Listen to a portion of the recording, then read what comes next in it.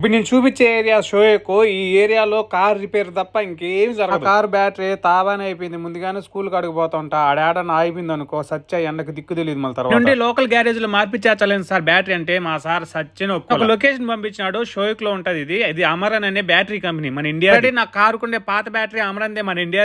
చెప్తాను మామ, ఈ అమరన్ అనే బ్యాటరీకి కోవిట్ లో ఇంత ఫేమ్ ఉంటది అనేసి అస్సలు ఊహించలేకపోయినా. కళ్ళ ముందర వీళ్ళిద్దరు 20 బండ్లకి కోవిటోల్ బండ్లకి బ్యాటరీ మార్చి షాప్ లో పనిచేసి వీళ్ళిద్దరికి ఇంకొక అతను ఉండారు. నిజంగా ఇండియా నుంచి నక్కతో ఒక దొక్కొచ్చిన స్వామి ఇక్కడికి. కోవిటోలు వచ్చారు, బ్యాటరీ మార్పించుకుంటాడు. పాత బ్యాటరీ ఈయనే బారేస్తాడు, కొత్త బ్యాటరీ తగిలించుకొని అద్దె పోతాడంటే వాడికి అసలు టైమే ఉండదు కదా పాపం. ఏం చేస్తారు, ఆ బ్యాటరీలన్నిటిని ఒక్కొక్క దాన్ని 2 దినాలకు అమ్ముకుంటాడు. రోజుకి 30 బ్యాటరీలు అమ్ముకుని 60 దినాలు లాభం అంటే. బ్యాటరీ కూడా కావాలన్నాడు. సైగ్గా సౌలికి వచ్చి చెప్పినా వాడికి ఇప్పుడు కానీ బ్యాటరీ కానీ అమ్మి నీ ఇంటికి పోయినా అనుకో, మా ఇంజనీర్ బెంగాళూరు ఒకడు ఉన్నాడు. ఆల్రెడీ నువ్వు బ్యాటరీ మర్యాదకి ఇంటికి తీసుకురా, నీ అమ్మి నీకు డబ్బులు ఇచ్చా అన్నాడు. ఇప్పుడు కానీ దీన్ని అమ్ముకొని పోయినా అనుకో, నా రక్తం గబ్బిలం కదా దాగినట్టు దాగేస్తాడు. కానీ ఈలే నేను చెప్పేసిన.